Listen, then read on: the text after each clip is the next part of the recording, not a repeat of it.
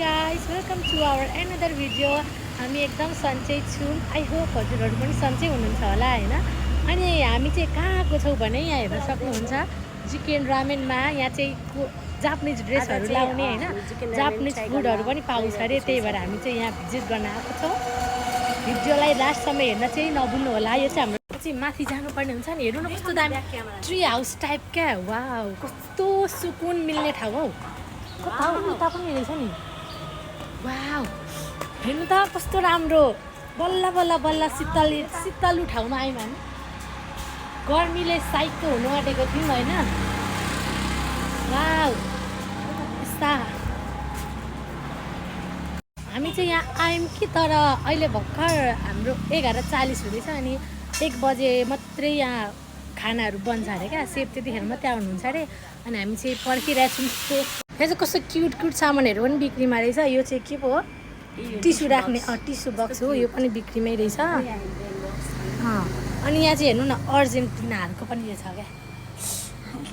अनि यहाँको भ्यू चाहिँ यस्तो छ. यहाँको सुन्दरता चाहिँ शीतल टाइप हुन्छ नि, नेचुरल उयो छ क्या.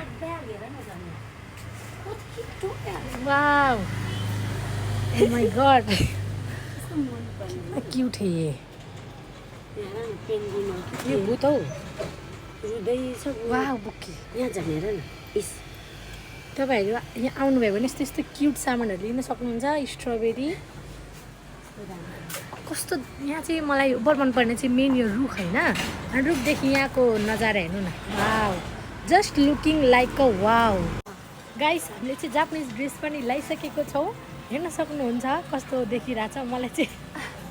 मलाई चाहिँ आन्टीवाला फिल आउँदैछ. त्यही हो होइन. अनि कस्तो बिर्सेछु हो. अब जापानिज ड्रेस लगाएछ, हल्का जापानिज त बोल्नु पर्यो. अब मलाई पनि थोरै थोरै त आउँछ, धेरै त आउँदैन. वताशी वा अरुणा देश गाइस,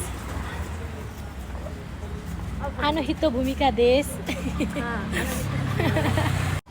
हामीले चाहिँ होइन ड्रेस ल्याएर फोटोहरू खिच्यौँ, टिकटकहरू पनि बनायौँ. अब चाहिँ यो ड्रेस फुकाल्नु पर्ने हुन्छ होला गाइसहरू. हामीले चाहिँ यो चिकन रामेन अर्डर गरेको थियौँ. यो चाहिँ पर्कमा हो, यो चाहिँ चिकनमा हो.